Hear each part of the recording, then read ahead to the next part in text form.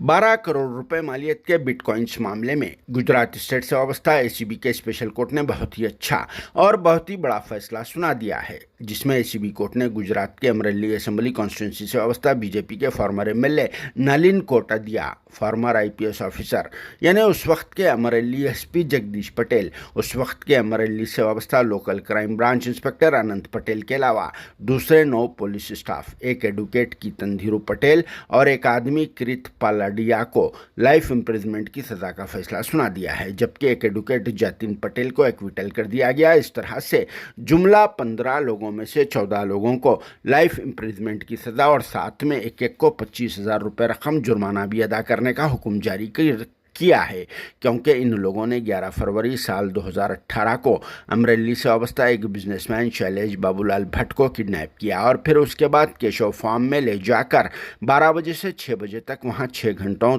तक इलीगल डिटेंट करके शैलेश बाबूलाल भट्ट को मारपीट करने के बाद रिवॉल्वर से डरा धमकाकर इनके पास से जबरी तौर पर क्रिप्टो करेंसी का डिमांड करने लगे और फिर डिफरेंट एंगल से 12 करोड़ रुपए मालियत के 200 बिटकॉइंस को वसूल कर लिया था, जिसके बाद एसीबी के स्पेशल कोर्ट ने इस सिलसिले में 173 गवाहों के बयानात को कलमबंद किया और फिर सीआईडी क्राइम से वाबस्ता इकोनॉमिक ऑफेंसेस विंग की तरफ से अदालत में दाखिल की गई 290 पीसेस ऑफ डॉक्यूमेंट्री और दूसरे मटेरियल को देखने के बाद इस केस में यह बड़ा और हैरान कर देने वाला फैसला सुना दिया है, जिसमें पुलिस की 2 गाड़ियों को भी इस्तेमाल किया गया था। एसीबी कोर्ट ने यह साफ कह दिया है कि करप्शन सबसे बड़ा एविल है जो हमारे देश की जड़ों को खोखला कर रहा है और फिर ये लोग अपने ओहदों का नाजायज फायदा उठाते हुए एक आदमी को इलीगल डिटेंट करने के बाद इसके पास से 12 करोड़ रुपए जबरी तौर पर वसूल कर लिए, जो बहुत ही गलत बात है। इसीलिए कोर्ट ने तमाम सबूतों को देखने के बाद इन तमाम लोगों को लाइफ इम्प्रिजमेंट की सजा का फैसला सुना दिया है, जिसके बाद ही फॉर्मर एमएलए नलिन कोटादिया